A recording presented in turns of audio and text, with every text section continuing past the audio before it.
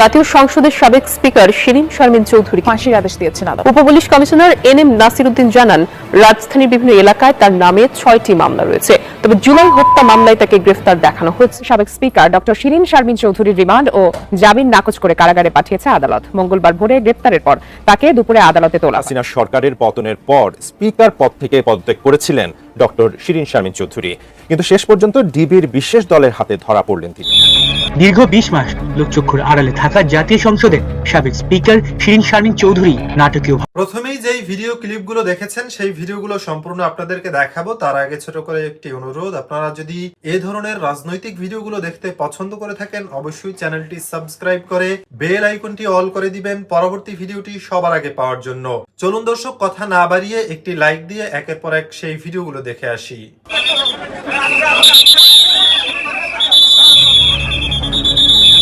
দীর্ঘ 20 মাস লোকচক্ষুর আড়ালে থাকা জাতীয় সংসদের সাবেক স্পিকার শিরিন শারমিন চৌধুরী নাটকীয়ভাবে আটক হয়েছেন নিজ বাসা থেকেই। আজ বুধবার ভোর রাত 4:30টার দিকে তিনি ডিবি পুলিশের হাতে আটক হন বলে জানানো হয়েছে। ছাত্র জনতার তীব্র আন্দোলনের মুখে 2024 সালের 5 আগস্ট দুপুরে সংসদ ভবন এলাকায় নিজের সরকারি বাসভবন থেকে বেরিয়ে যান তিনি।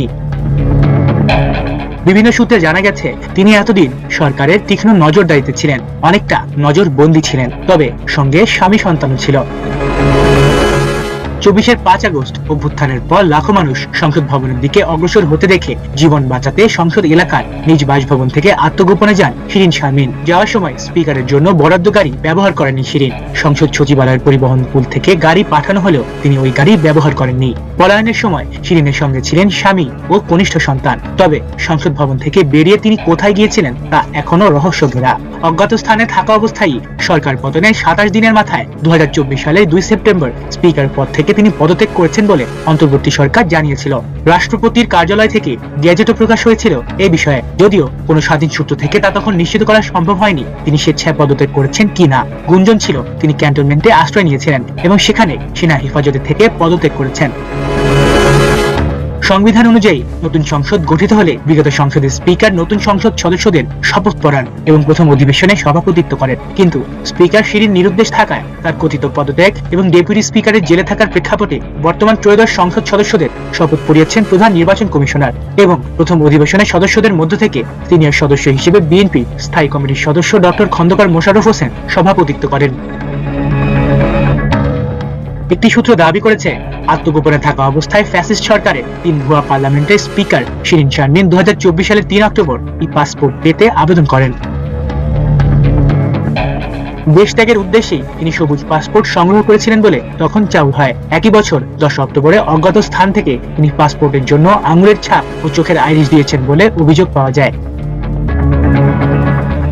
শিরিন শারমিন চৌধুরী 2014, 2018 ও 2024 সালের বিতর্কিত ও ভুয়া নির্বাচনে রংপুর 6 আসন থেকে সংসদ সদস্য হয়েছিলেন। নিজেকে ঐতিহ্যবাহী রাজনৈতিক পরিবারের উত্তরাধিকারী এবং অনেকটা সুশীল শ্রেণীর হিসেবে জাহির করার চেষ্টা করলেও শেখ হাসিনার সকল অপকর্ম, বিশেষ করে নির্বাচন ব্যবস্থা ধ্বংস করে একদলীয় সংসদ গঠনের সহযোগী ছিলেন তিনি। শেখ হাসিনা নিজের শ্বশুরবাড়ির এলাকার আসনটি তাকে উপহার দিয়ে এমপি বানান। শেখ হাসিনার সঙ্গে গভীর ঘনিষ্ঠতার কারণে পতনের পর শিরিন শারমিনও রোষানল থেকে বাঁচার জন্য আত্মগোপনে যেতে বাধ্য হন। জুলাই গণ অভ্যুত্থানে সহিংসতার ঘটনায় শিরিন শারমিন চৌধুরীর বিরুদ্ধে হত্যা হয়েছে। রংপুরে গুলিবিদ্ধ হয়ে স্বর্ণ শ্রমিক মুসলিম উদ্দিন নিহত হওয়ার ঘটনায় 2024 সালের 27 আগস্ট শিরিন শারমিন চৌধুরী, সাবেক বাণিজ্য মন্ত্রী টিপু মুন্সি সহ 17 জনের বিরুদ্ধে মেট্রোপলিটন কোতোয়ালি আমলি আদালতে মামলাটি করেছেন রংপুর শহরের পূর্ব গণেশপুর এলাকার নিহত মুসলিম উদ্দিনের স্ত্রী দিলরুবা আক্তার। এরপর 2014 সালে আওয়ামী লীগ সভাপতি শেখ হাসিনার ছেড়ে দেয়া রংপুর 6 আসন থেকে উপনির্বাচনে বিজয়ী হয়ে আসেন স্পিকার শিরিন শারমিন। একাদশ সংসদ নির্বাচনে শেখ হাসিনা তার শ্বশুরবাড়ির এলাকা পীরগঞ্জের আসনটি নোয়াখালীর মেয়ে শিরিনকে ছেড়ে দেন। দ্বাদশ সংসদ নির্বাচনেও এই আসনে শিরিন শারমিনকে প্রার্থী করে আওয়ামী লীগ। এতদিন জানা গিয়েছিল ক্যান্টনমেন্টে বিশেষ ব্যবস্থায় থাকার পর এক পর্যায়ে রাজধানী ঢাকার অভিজাত এলাকায় সরকারের বিশেষ নজরদারিতে আত্মগোপনে আছেন তিনি। স্বামী ফার্মাসিউটিক্যাল কনসালটেন্ট সৈয়দ ইশতিয়াক হোসেন এবং ইউনাইটেড ওয়ার্ল্ড কলেজের আইবি কোর্সে অধ্যয়নরত ছোট ছেলে সৈয়দ ইফতেশান রফিক হোসেন তার সঙ্গে ছিলেন বলেও জানা যায়। 2 সন্তানের মা ডক্টর শিরিন শারমিনের বড় মেয়ে নামিসা শিরিন হোসেন যুক্তরাষ্ট্রে ফিনান্সিয়াল অ্যানালিস্ট পদে চাকরি করছেন। বড় মেয়ে ছাড়া বাকি সবাই এক ছাদের নিচে সার্বক্ষণিক গোয়েন্দা নজরদারিতেই বেশ ভালো ছিলেন বলেই জানা গেছে।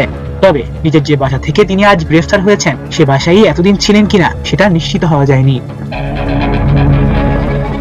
2024 সালের 2 সেপ্টেম্বর অজ্ঞাত স্থান থেকে রাষ্ট্রপতি মোহাম্মদ শাহাবুদ্দিনের কাছে পদত্যাগপত্র পাঠান শিরিন শারমিন।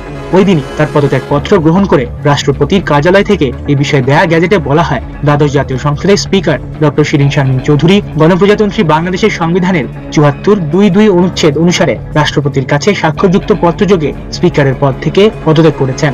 তার পদত্যাগপত্রটি রাষ্ট্রপতি আজ গ্রহণ করেছে এবং আজই তা কার্যকর হয়েছে। সংবিধানের 74(2) অনুচ্ছেদে বলা আছে, স্পিকার ও ডেপুটি স্পিকারের পদ কখন শূন্য হয়। আত্মগোপন থেকে ই পাসপোর্ট সংগ্রহ নিয়েও রহস্য এবং প্রশ্ন দেখা যায়। ই পাসপোর্ট আবেদনের নিয়মে বলা আছে, সবকিছু ঘরে বসে করতে পারলেও নির্ধারিত তারিখে অসুস্থ এবং যারা শারীরিকভাবে অক্ষম তারা ছাড়া আঙুলের ছাপ ও চোখের আইরিস দিতে আবেদনকারীকে অবশ্যই সংশ্লিষ্ট পাসপোর্ট অফিসে যেতে হবে। অভিযোগ রয়েছে, অদৃশ্য মহলের ইশারায় ডক্টর শিরিন শারমিন চৌধুরীর বেলায় এই নিয়মের ব্যত্যয় ঘটানো হয়েছে। রাজধানীর লালবাগে বৈষম্য বিরোধী আন্দোলনের সময় দায়ের করা ও ভাঙচুরের মামলায় গ্রেফতার সাবেক স্পিকার শিরিন শারমিন চৌধুরীকে কড়া নিরাপত্তার মধ্যে দুপুর 1:55 ঢাকার চিফ মেট্রোপলিটন ম্যাজিস্ট্রেট আদালতে নেওয়া হয়েছে। পুরে কঠোর নিরাপত্তায় আদালতে হাজিরা, আর বিকালে আদালতের নির্দেশে কারাগারে। মাত্র কয়েক ঘন্টার ব্যবধানে নাটকীয় ঘটনার মধ্য দিয়ে শেষ হলো সাবেক স্পিকার শিরিন শারমিন চৌধুরীর একটি দিন।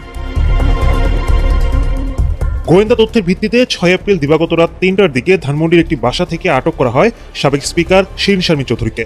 সংশ্লিষ্টরা বলছেন, আত্মীয়ের বাসায় আত্মগোপনে ছিলেন তিনি।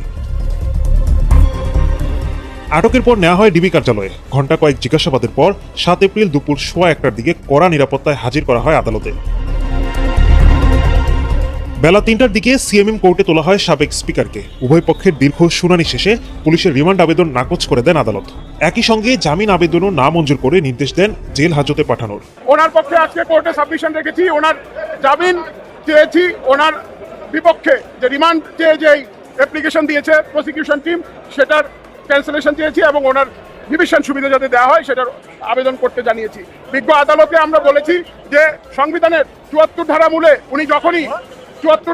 উনি যখনই স্পিকার হিসেবে শপথ নিয়েছেন ওনার সমস্ত রাজনৈতিক সম্পৃক্ততা অফ হয়ে গিয়েছে। উনি একজন নিরপেক্ষ ব্যক্তি ছিলেন, ওনার নামে এই পর্যন্ত কোনো ব্যাড রেকর্ড নাই এবং আগাগোড়া উনি একজন কমপ্লিট ক্লিন মানুষ। নেতা কর্মীকে চোখ হাত পা অঙ্গহানি করে তাদেরকে আহত করা হয়েছে, এইসব ঘটনার সঙ্গে এইসব পরিকল্পনার সঙ্গে এবং গণভবন সহ বিভিন্ন জায়গায় যে পরিকল্পনাগুলো করা হয়েছিল এটার সঙ্গে এই শিরিন শারমিন চৌধুরী জড়িত।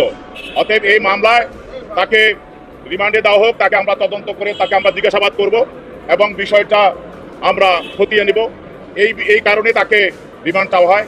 উভয় পক্ষের বক্তব্য শোনার পর বিজ্ঞ আদালত তার রিমান্ড আবেদনটা নামঞ্জুর করে এবং তাকে রিমান্ডে না দিয়ে এবং তার যে জামিন চাওয়া হয়েছিল তার আইনজীবীরা সেখানে বক্তব্য রাখেন, তাদের জামিন দরখাস্ত তারা শুনানি করেন এবং তাদের জামিন দরখাস্ত নামঞ্জুর করেন এবং রিমান্ড দরখাস্তটাও সরকার পক্ষে যে রিমান্ড দরখাস্ত সেটাও নামঞ্জুর করা হয় এবং তাকে সিডব্লিউ মূলে জেল হাজতে প্রেরণ করা হয়।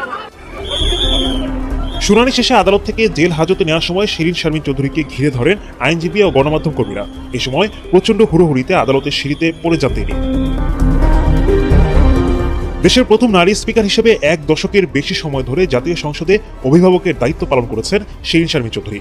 2013 সালে 30 এপ্রিল প্রথমবারের মতো স্পিকার নির্বাচিত হন। দশম থেকে দ্বাদশ জাতীয় সংসদেও একই সম্মানজনক পদে বহাল ছিলেন তিনি। কিন্তু সময়ের পালাবদলে সেই শীর্ষস্থান হারানোর 1.5 বছর পর কারাগারে ঠাঁই হল তার। দেখতে পেলেন বিস্তারিত। এই সম্পর্কে আপনাদের মন্তব্য অবশ্যই কমেন্টে লিখে পাঠাবেন। ভিডিও ভালো লাগলে চ্যানেলটি সাবস্ক্রাইব করতে ভুলবেন না। এবারের মতো এখানেই বিদায় নিচ্ছি, শীঘ্রই দেখা হবে নতুন কোনো ভিডিও নিয়ে। ততক্ষণ সকলে ভালো থাকুন, সুস্থ থাকুন। আসসালামু আলাইকুম ওয়া রাহমাতুল্লাহি ওয়া বারাকাতুহু।